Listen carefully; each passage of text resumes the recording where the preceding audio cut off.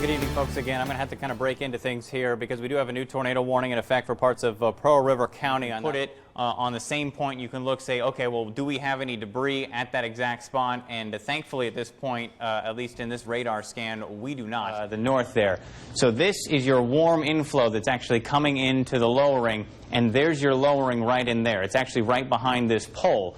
That is the area that we're concerned about as you look off to the northwest. And you can see back in behind me here the arrow pointing out where that is. It looks like Ryan is somewhere kind of in this ballpark, and there's your couplet. The direction this is moving is off to the north and east and headed toward downtown Hattiesburg. It's also headed toward the campus of USM. Looking at stuff too, but the last handful of minutes, I would say you folks in Petal probably have the most to worry about within this whole setup right now. All right, folks, welcome back. Starting things off with the radar. Southern Pine Electric radar showing showers, thunderstorms moving across the area. Severe thunderstorm warning in effect. And this is mainly for hail across parts of Jeff Davis, Covington, Simpson, and Smith County. Look at the lightning in here. Almost 1,000 strikes of lightning in there in the last 5 minutes alone. And inside of this, I actually tend to think that across some of our northwestern counties, you folks are going to end up with probably a better chance of seeing some of the stronger storms across the area. But everybody is in that 3 out of 5. Temperatures for tomorrow morning, you can see that we're starting to see some of that cloud cover interaction with our temperatures, even into the modeling, which is starting to show temperatures 32 to 36 overnight in some places. Early in the day, because with the atmosphere set up the way that it is, with as much torque and spin as we have out there, we could actually be set up for some rough weather later this evening. This is a weather breakdown for what we're going to see atmospherically, why we're concerned about severe weather, when we're concerned for that severe weather, and what in the atmosphere is happening above us to give us the opportunity for specific kinds of severe weather that we're looking at over the next couple of days. So again, hang tight here. Let's go for a walk. National Weather Service is asking how bad the wind is here.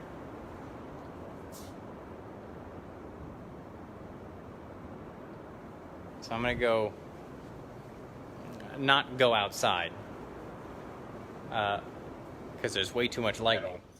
For you folks out in Baxterville, you're probably catching wind gusts to 20 or 30 miles an hour with this. A lot of rain coming down with some of these storms, a lot of lightning as well. It looks like stuff's going to miss us just off to the north. But I'm set up here, again, in the Powers community, just off to the east of Laurel, because it offers the best vantage point, both back off to the west and just off to the north. Still hanging out here in downtown Columbia. We're hanging out at the corner of 2nd and Main. Really easy to figure out where I am. Street signs right behind where the camera is. It was like 55 across the area. We're now talking about wind gusts to 70 or 75, and everybody, if you're watching me and you can hear my voice, in our area is going to get at least 40-mile-an-hour wind, which, given how much rain we've picked up, can still bring down a tree, which is very important. And trees don't care if it was a tornado that knocked it over or wind. If it goes through your house, it goes through your house. All right, welcome back. Tonight there are still families out there mourning the 4 lives taken 3 years ago today by an EF3 tornado. Many folks still bear the physical and emotional scars, which undoubtedly reminds them that they survived that night. Our Carrie Leggett-Brown reports one of those survivors says she can only describe January 21st, 2017 as horrifying. And back before you had a chance to miss me. Move fast and break things. Mark Zuckerberg, of all people, said that. Trey Johnson lives it. The now sophomore on the USM track team is set to represent more than just USM at the Pan American Under-20 Championships. He'll represent USA. Joe, thank you for joining me, sir. We have a busy Friday night. Yeah, I was looking at the rundown for this show. I was going, we got stacks of paper we're here. We're using a lot of paper in the office. There's a lot of trees that paid their life to bring good football to folks at home. It is the Pine Belt. So we got plenty of trees. Success is no accident. It's hard work, perseverance, learning, studying, sacrifice. Pele was a wise dude. He's the one that says that. As promised and guaranteed by our weather guy, we had sunshine So says today. Lilja. He actually said guaranteed that the other night on the air. I did. Yeah. Well, Thursday, I Well, think, you're a was little the guarantee. nervous about saying the word guarantee. No, not at all. No? Next week. Do know, folks, we'll be here all night long, keeping tabs on things. If anything does change overnight, we'll be right here to keep you and your family safe. Have a good night.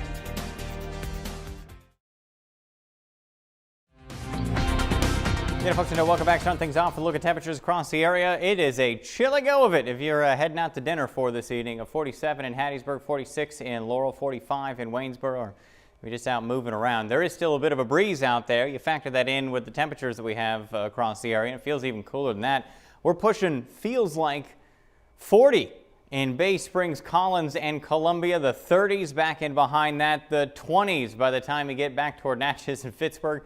So I'll tell you, folks, if you're headed out later tonight, we're going to hold on to this breeze as we head through the next couple of hours. So these 30s and 20s are eventually going to leak our direction.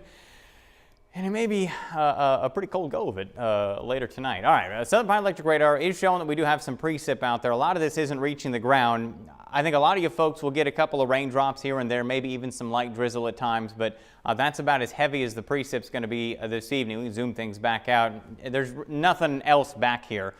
Basically what's happening on the back side of this area of low pressure, we've got just enough lift in the atmosphere to give us light little showers that glide on through. They won't last very long. They won't do very much, but they may offer us, may is the key word here, an opportunity for maybe a sleet pellet or a singular little snowflake here or there, or maybe even those little ice crystals we get around here every once in a while. By the time we get toward about 8 o'clock, you can see that some of this precip tries to sneak into the area. Everything's still showing up as green on here. But I will say that there is a chance that we maybe mix in a little bit of, wintry mix activity, real light stuff across some of our northern counties before that kicks on out of here. And then we wake up tomorrow morning. The clouds starting to clear out. We hold on to the clouds for most of the night, which is why we're not going to get too terribly cold. But the clouds will start to clear out as you wake up in the morning. Temperatures will be back down into the low to mid 30s, 35 in Hattiesburg, 34 in Collins, and 34 degrees in Columbia. As we get into the afternoon, you can see a little bit of high cloud cover in here, but for the most part, I think we're mostly sunny tomorrow afternoon. A much needed dry and sunny day across the Pine Belt. 58 in Hattiesburg, 57 in Collins, 58 for you folks in Laurel, and 59 in Leakesville. Pushing 60 degrees, but we probably won't quite get there. There's your cloud cover in the morning. We start to clear out of that into the afternoon, but we do hold on to some high clouds, I think, by later in the afternoon. And then we start to actually cloud things back up, I think, as we head through the evening hours on Friday and then into Saturday morning. Top things out at about 58 degrees, that 10% chance for some precip early in the morning. We'll hold on to another 10% chance for a patch of drizzle on Saturday morning as well. Temperature about 40 degrees. We'll get back to 65 on Saturday. 68 on Sunday. The clouds you see there are going to be later in the afternoon, drifting our direction out ahead of the next chance for rain Monday, Tuesday, kind of into Wednesday, and then again on Thursday and into Friday of next week. Next week is looking like a very rainy week, so please get your opportunity to get your sunshine in, because as we head toward next week, we're talking about a whole mess of rain. Carrie?